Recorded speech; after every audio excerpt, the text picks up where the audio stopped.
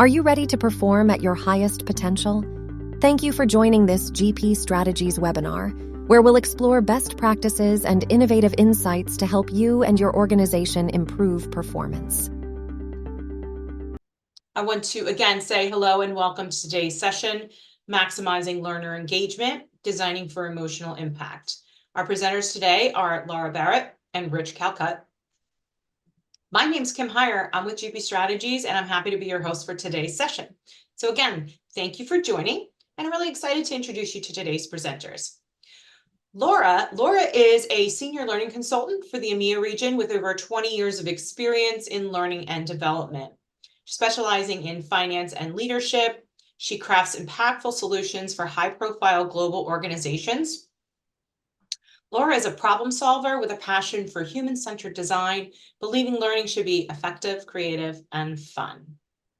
And as a GP Learning Experience Senior Learning Consultant and Game Specialist, Rich brings together the science of learning design with the art of play.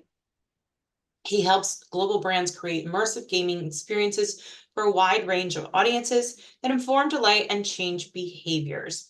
Rich is a believer in the power of games to educate individuals, engage communities, and transform organizations. We have a really great session planned today. So with that, I'm going to hand it off to our presenters. The floor is yours.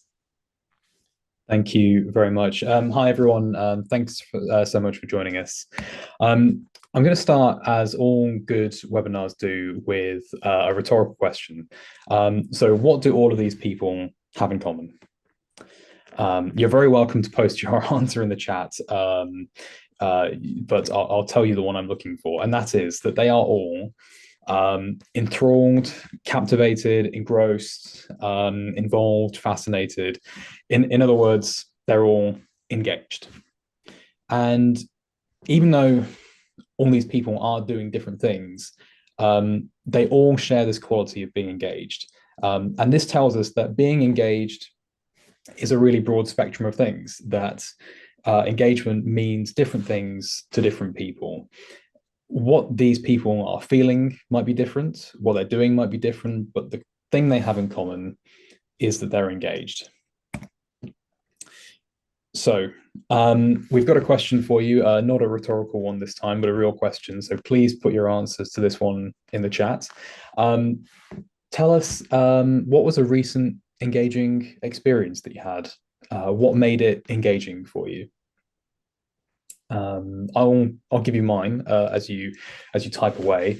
I've been up quite late at night playing a video game based on the Alien movies recently, and the constant sense of dread and anxiety as you try to avoid being eaten by the alien. Again, I mean, I guess engaging is definitely one word for that. How about you, Laura?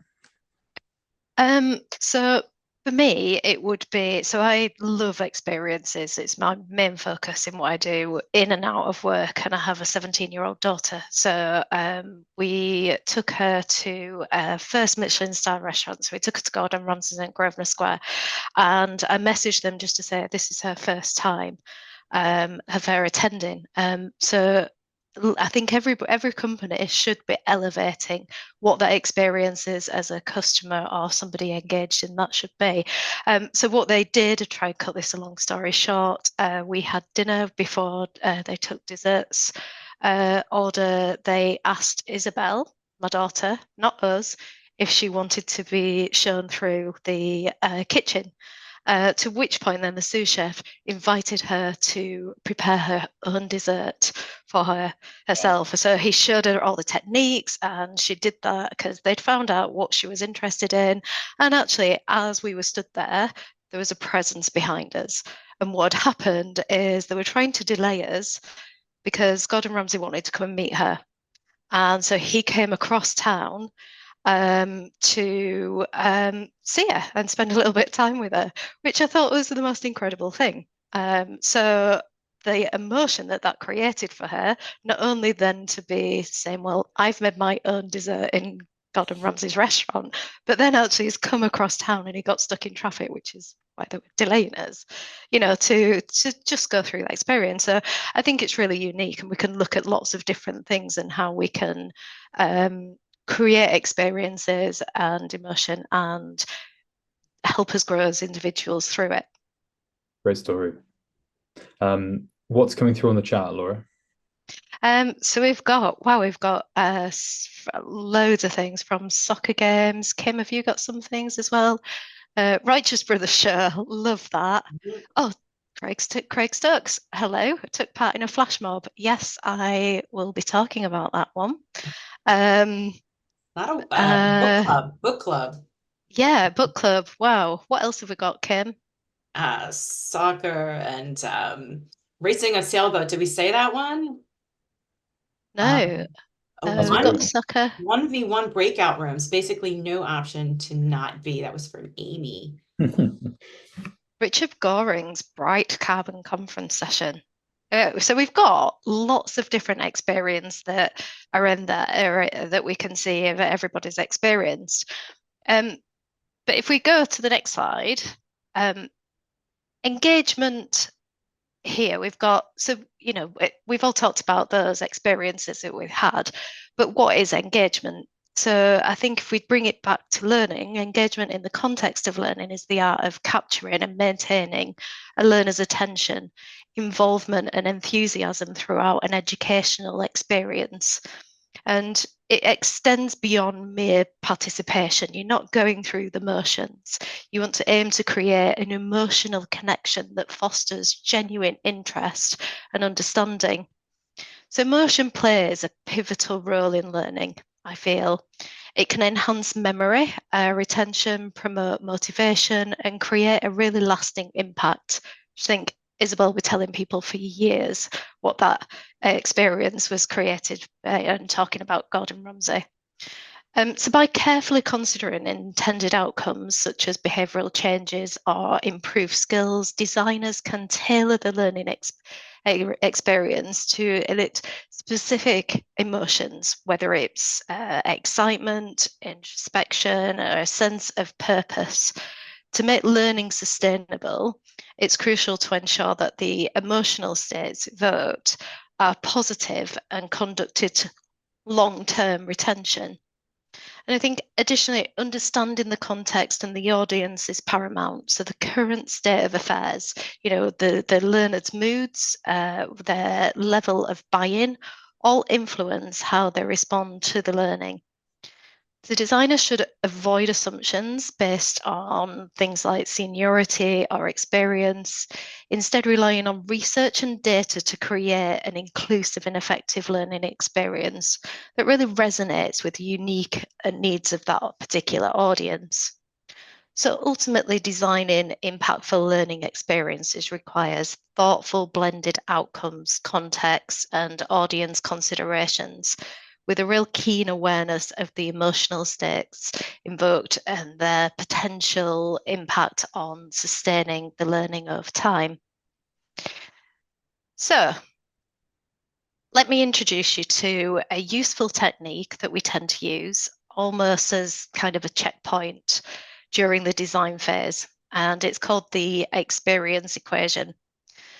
So it helps us to really customize the experience or event that we're creating for an intended audience by ensuring it's tailored to them and their specific needs. So we start by thinking about the intended outcomes for the experience. What do people need to do differently or better as a result of that particular session? Also, what feelings do you want to invoke? So, for example, should it generate excitement, provoke thinking, allow for rehearsal of skills, stir hearts and minds, relay on a serious message, or a mixture of lots of those different elements? So the intended outcome will help you to understand how to shape the experience or event and the emotions that you want to pull on. Next, then we think about the context. So what is happening now and what impact does that have? Almost the why of the intended experience or the current state. So the context will help you get a deeper understanding of the audience and where they are now. So before we start to think about the experience, particularly considering the live learning, it's vital that we take the kind of temperature of the audience. What will their general mood be coming into the learning? Are they in a period of change? Are they bought into the need for the learning? Are they excited about the opportunity that they're about to embark on? A senior audience, for instance, may not respond to a particular experience or event in the same way as a more junior audience might. So it's almost important at this point, though, that we don't make assumptions. Just because I mentioned senior leaders there, it doesn't mean that they won't respond to a fun, practical activity through that experience. And based everything on research and the data that you have about the audience is, we find, always the best approach. So taking into account these three elements, the outcomes, the context, and the audience, will help you understand what the best type of experience is for the audience, topic, and intended outcomes. So it's often useful, we find, to write out a statement. So one we did for a global financial client was that we want our relationship managers to understand the power of collaborative selling we can have on our clients. That's the outcomes. Because currently they work in silos and do not bring full opportunity we offer as a company to our clients. That's the context. Many of the relationship managers are seasoned and experienced and do not perceive that there is an issue in doing things the way that they do them now. They are also time poor. That's the audience. Therefore, the experience should be short and impactful. It should acknowledge their experience, but also open their eyes to the benefits of collaborative selling to them, their clients, and the business. So that's the experience. So in this scenario, we might recommend a half-day in-person live session that provides opportunities for networking and that use a storytelling approach to, create some of those aha moments that help them see as a group the true benefits of collaborative selling. Pull on their experience and have them share stories where this has been really successful, but also speak to the cynics in the room, pull on them by having them discuss potential issues and roadblocks and work collaboratively to see, just how they can solve them. So when we talk about creating an engaging experience, we're really talking about evoking emotion. We want people to feel, we want that experience. The experience is the vehicle of conveying emotion, and the emotion is the vehicle for conveying learning. Engagement is much more than hoping people will pay attention to what you want them to look at. Engagement is the very mechanism by which learning takes place. So if you can work out what kind of emotion your audience needs to feel to have the most effective learning outcomes, then you can devise a strategy to generate those emotions with that particular experience. Yeah, thanks, Laura. And so I think as you were just describing that, I think once you understand the emotions you're trying to elicit from any given learning experience, then you can start to form a strategy. And don't get me wrong, that you can't just pick a strategy off a shelf and it will just work. But these that you're seeing on screen and many others are certainly a good general formulas. They're a starting point for conveying a certain type of feeling and engagement. So you've got things like games and gamification, very close to my heart, but then loads of other strategies that you might start thinking about: animations and films, immersive learning strategies, experiential and classroom, virtual instructor-led campaigns, endorsements from leadership, micro learning, blended learning, social learning, and as I said, there's tons more that we could name here. So very much focused on emotion. My next question to you all, let's put this idea to the test. Suppose you wanted to create a leadership, experiential leadership journey that conveys feelings of excitement, curiosity, and promotes social connection. What kind of strategy might you use to do that? And I'll just give you a second to put any kind of answer you like into chat, and Laura, you can keep an eye on it. Mm-hmm.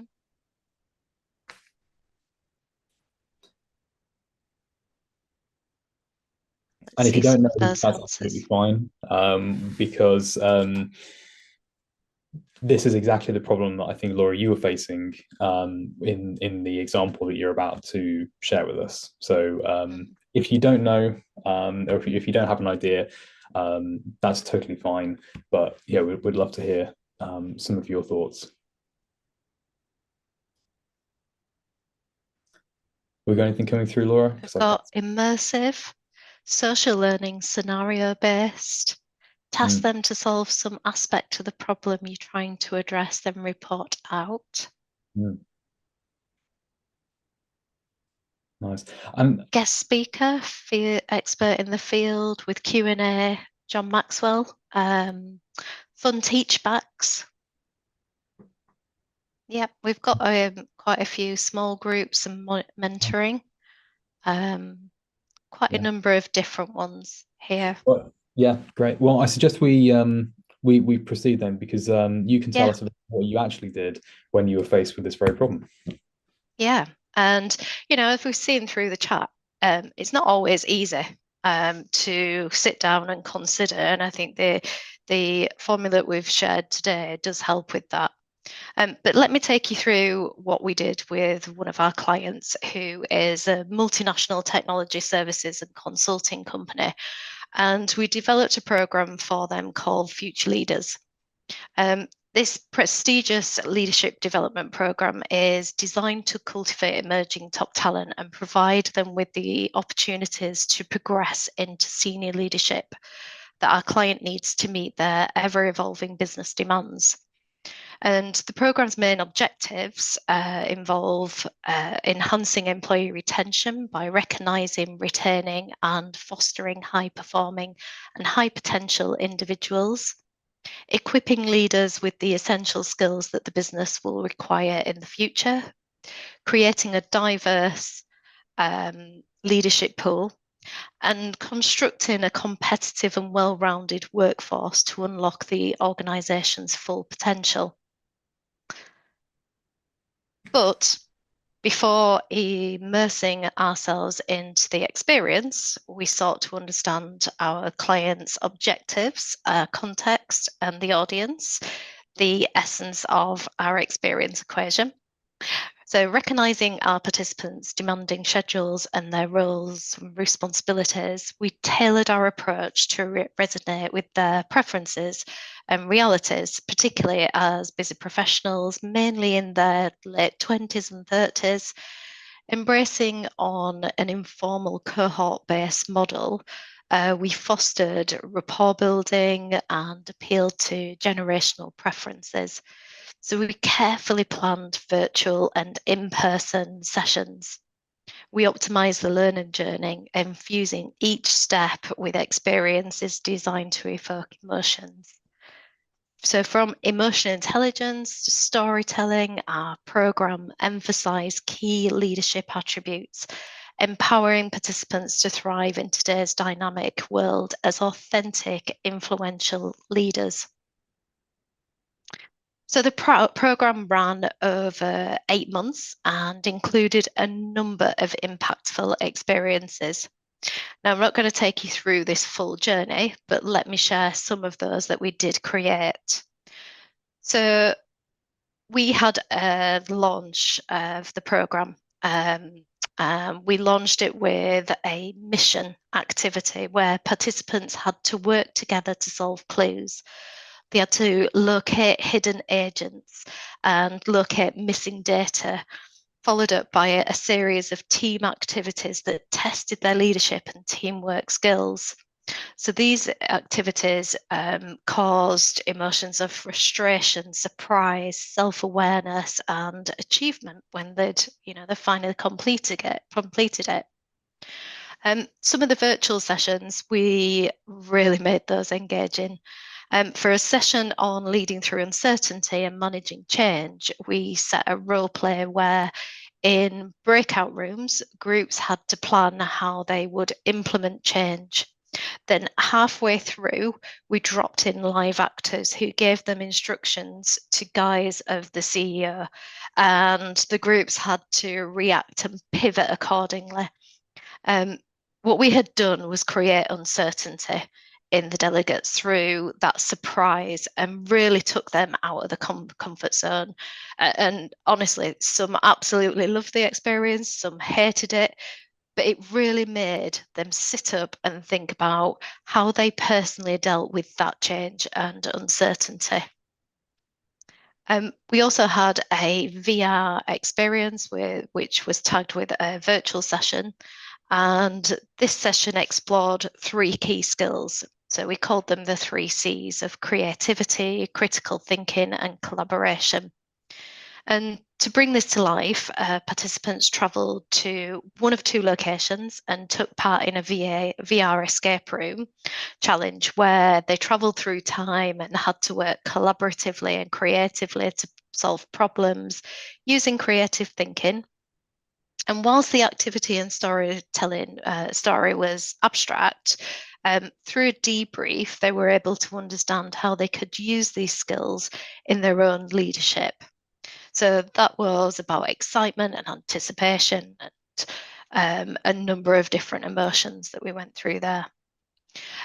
When we came to summertime, we made full use of being outside. And so during a summer event, participants worked with actors to use some theatre techniques to explore how they could build their presence as leaders, tying into personal leadership purpose and their story to truly find their authentic selves.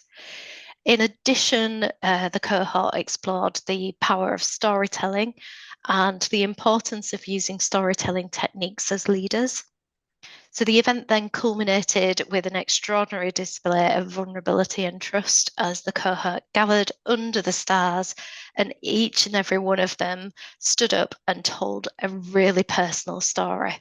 As the night grew, and it was a very emotional evening.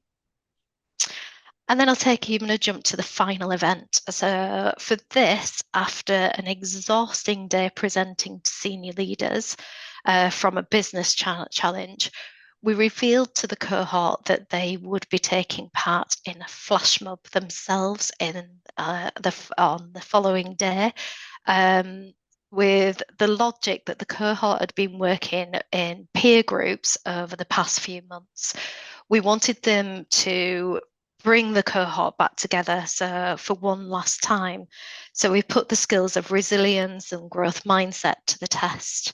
So the cohort gathered the following day and learned 3 different dance moves before heading out to Aldgate in London city centre to perform an incredible flash mob dance to group and bewildered onlookers. I mean, people joined in. It was incredible. And then the day culminated with a party at an exclusive rooftop location where the cohort celebrated their achievements over the past 8 months.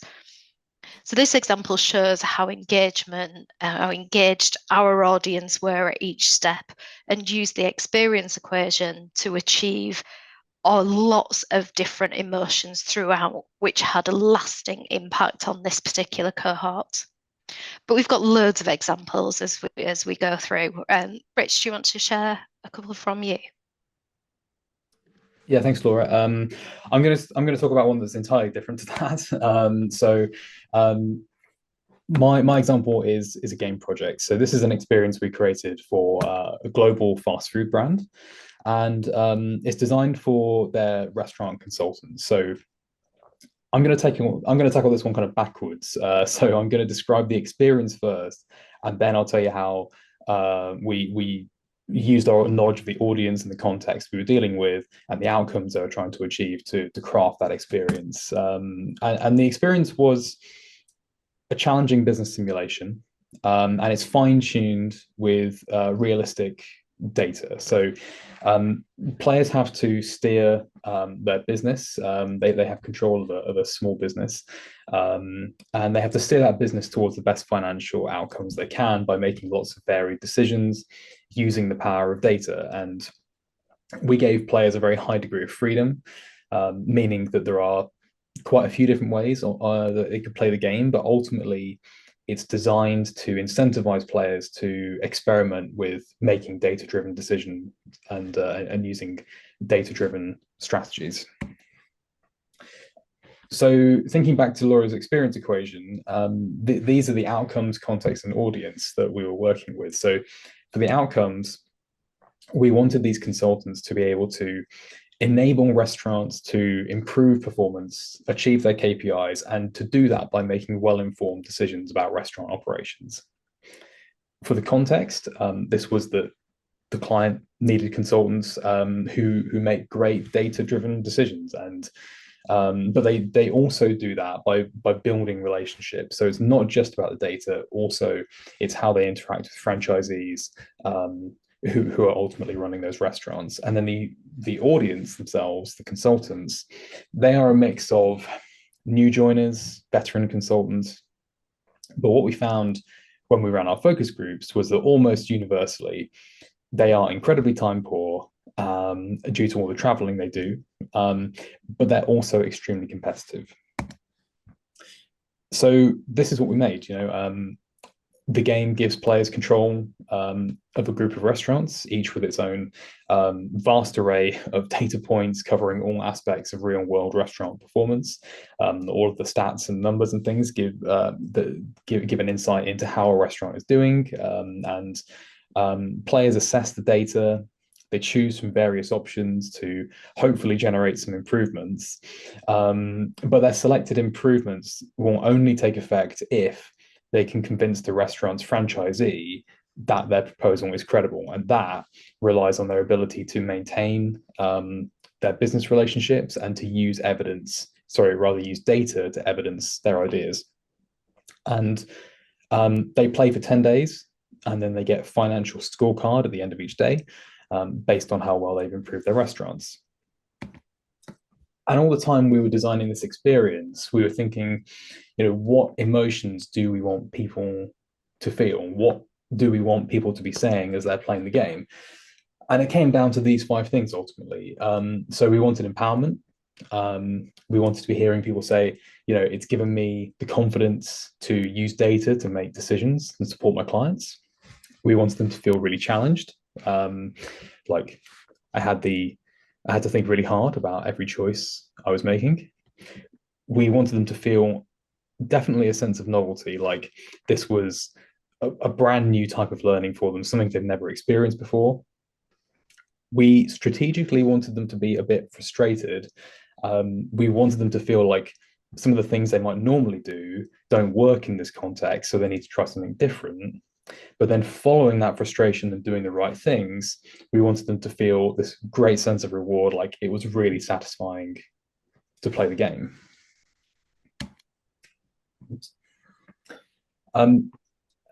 So what I want us to consider, though, after thinking about those 2 examples, is whether we should always design for maximum engagement. Is there anything that we should be watching out for when we're thinking about designing engaging learning experiences? And I think that there is.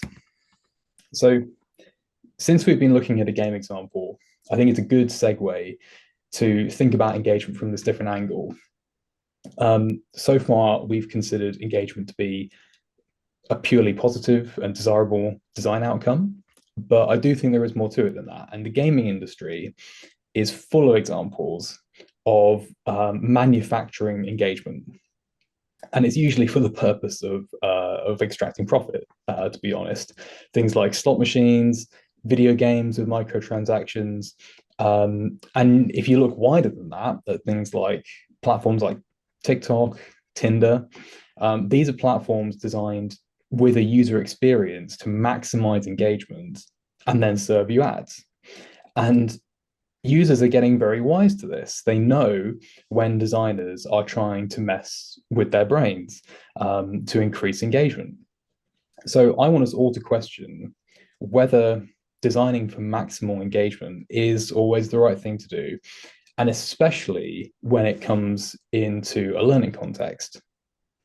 And I'm just going to take a minute to argue that the efforts to engage, when we make our efforts to engage our audiences in learning, they have to be purposeful, and they have to serve the specific learning outcomes we're looking for, and that we shouldn't be too focused on engagement at the expense of really great learning design.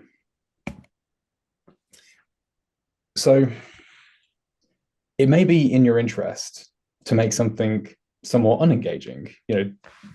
Does everything need to be totally engaging? Perhaps not. I asked Copilot AI to mock up an example of a PDF job aid support document, and I said, make it really, really engaging. And this is what it gave me, these two examples here. So just on first glance, do either of these look like a really useful job aid? I'm going to say probably not. Certainly interesting at first glance, but perhaps not useful. So don't forget that engagement requires cognitive effort on the part of the user too. So stories require exposition, character development, plot setups. Games require tutorials and rules, control schemes, game mechanics. And so the engagement technique you use has to be in harmony with the learning outcomes that you're trying to create. So I think in summary, what I'm trying to say is that think of engagement as a means to an end rather than an end in itself. The final point I want to make here is, and this will actually lead into our last example of a really great engaging learning experience. The point is to be aware of shallow engagement and deep engagement. So shallow engagement is what you get when you try to manufacture engagement without real quality learning substance. So an example of that would be sprinkling some game mechanics like points and badges and leaderboards and stuff like that onto what might be just classed as fairly traditional e-learning content. So the engagement, I think, in those situations can be quite short-lived. The effort to manufacture engagement can be quite transparent, and it doesn't necessarily lead to better learning outcomes. On the other hand, deep engagement, that is what you get when the experience is meaningful and rewarding and challenging, and when the user can feel really like in their gut that they're really truly learning something, that they're totally invested in both the journey and the outcome.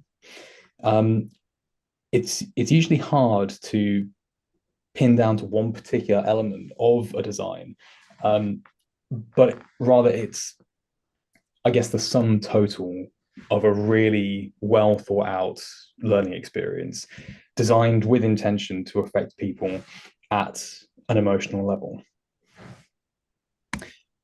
And so I'm going to come to our last question for you. Actually, it's going to be a poll question, so you'll be able to click a button to answer this one. So my question to you, and this is definitely setting something up. Have you ever used passion projects as a vehicle for highly engaging learning? And there should have been an option there to say, what is a passion project? Because I'm aware that not everyone is going to know what I'm talking about. Somebody just asked that question in the chat. Yeah, understandable. So I will answer that question shortly. I have to say, so I'm able to see the poll results. I'm really pleasantly surprised that more than expected have answered yes. I'm really delighted to hear that. It's very good. Yeah, that's great. Looks like the votes are kind of coming to an end. The majority have answered no, but as I said, a really nice percentage of people who have answered yes there. I'm really, really pleased to hear that. So what I'm going to show you an example of where we have used passion projects to create highly engaging learning experiences. And if I haven't made it clear what a passion project is, let me show you this. So a passion project, the definition of a passion project is something like this. It's something you do because you believe in it and feel connected to it at an emotional level. And it tends to stretch beyond your normal line of duty at work. And it's in line with your interests and your core beliefs. And so how that is manifest in our example is that for the past few years, a number of our learning designers have been working pro bono, i.e. delivering work for free, to small charitable organizations that have some special connection to us. And this initiative came from the desire to do good, to help good causes that might otherwise not have the means to engage us and use our services. And when our learning designers work with these charities, they treat them like a normal paying client, except for the fact that they're largely running a self-managed project and they don't have a lot of senior oversight over it. And the nice thing about that is it means that they're exposed to tasks and decisions that normally go to somebody with a much higher level of seniority. And what we've seen is that our learning designers are totally engaged in these projects. They often work on them in their own time, at their own discretion, and they're delivering amazing work because they can feel the value of the outcome to the client, and they can also feel, very strongly the learning outcomes that they're getting themselves. They're engaged in these projects in a way that's, I think, impossible to replicate without a real and deep personal connection to it. And I put this Venn diagram on the screen. I think it's a passion project to me, a really great example of a passion project, and this is what we're doing. It's a really great merger of corporate social responsibility and talent development. It's this avenue by which we're both doing some great charitable work and also we're developing our own people. And although that is a bit of a left field take on an engaging learning experience, I definitely think it is one, even though it's somewhat informal. So Laura, I'll let you wrap us up. Okay, so to summarize, I think firstly we've emphasized the importance of considering outcomes, context, and audience to ensure relevance and effectiveness. Secondly, we highlighted the significance of connecting with learners' emotions, as emotional resonance enhances retention and application of knowledge. Then we stress the need for engagement strategies to align seamlessly with learning outcomes, ensuring cohesive learning experience. Then we advocated for purposeful engagement efforts, emphasizing quality over quantity to maximize impact. And lastly, we emphasized the importance of striving for deep engagement, discouraging shallow interactions that fail to foster meaningful learning experiences. And I think these tactics formed a foundation for the success of the programs we've shared and have driven enhanced participant involvement and learning outcomes throughout our experience as learning professionals. I'm very conscious of time, but thank you ever so much for everybody to allowing us to present to you today. And we only have 5 minutes left, but I'd love to open the floor up for any questions that you may have. So please pop any questions that you have in the chat. Hi, Laura, it's Kim. I just want to let you know that we do have a question already that came in a little earlier. You ready? So the question is, what kind of strategies would you suggest for one, teams that have limited resources and they don't have the option to develop highly immersive gaming VR experiences, and two, teams that are focused on product training? The cost question, Rich. Yeah. Always a good one. Yeah, I think really relevant. Yeah. I think at times like this, we don't always have lots of money to throw at a problem, but I think that's totally fine because um, my message is engagement doesn't have to be really expensive. You don't need a top of the range VR gamified all singing all dancing solution to make learners just think, wow, that's amazing. Um, you can totally engage somebody on limited resources. I think a great example actually. So an activity that I did going back to New Year's Eve this year was it was like an escape room in an envelope, it was called.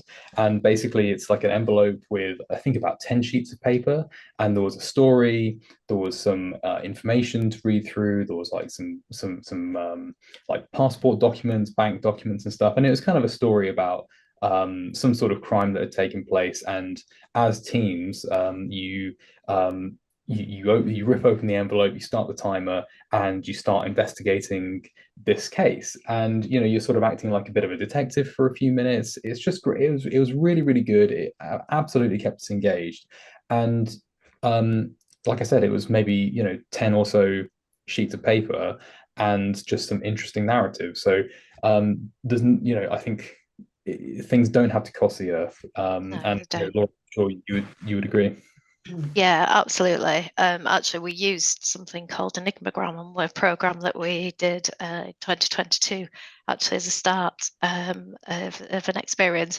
But I think no experience needs to cost money. We've used plastic bottles and string and rubber bands before to create an experience and an activity, but it's the focus on what we went through earlier for the experience equation. So think about the outcomes, that context, the audience, before starting to think about the experience. So you need to consider that first, but they do not have to be expensive. It's not shiny new toy. Thanks, Laura. Thanks, Rich. We have about a minute left, so can we just do one more question and then we'll wrap it up? Yeah, sure. Of course. Okay, so how do you suggest navigating small budgets? I think we just did that. I'm sorry. I think you just answered that before I read it. Yeah. Sorry. But yeah, okay. Creativity is the answer. So you just like with small budgets, you just have to get more creative. Yeah. So one more question just came in. How do you deal with multinationals and delegates where English is not their first language? That's a good one. Oh, that is interesting. That's about, for me, working with the contacts within that area to understand what experience what that need for that particular audience is as well, and tailoring. So some aspects you might need to localize and tailor to those individuals. Always remember that experience equation, because it will fall as part of that Experience. you need. Okay, well, we are at the end. I want to thank our presenters today for such a great session, and a big thank you to everyone for joining us, for your time and attention. At the end of this session, we do ask you to take a minute to fill out our survey, and we hope you had a great session and you'll join us again for another one of our upcoming webinars. Go to gpstrategies.com/webinars. And I want to wish everyone on the call today a wonderful and productive rest of your day. Thanks, Laura. Thanks, Rich. Thank you. Bye, everyone. Yeah, thank you, everybody. This webinar was brought to you by GP Strategies. Together, we help organizations transform through their people. You can access more webinars or download additional resources by visiting the GP Strategies Resource Library. The link is on your screen and in the description.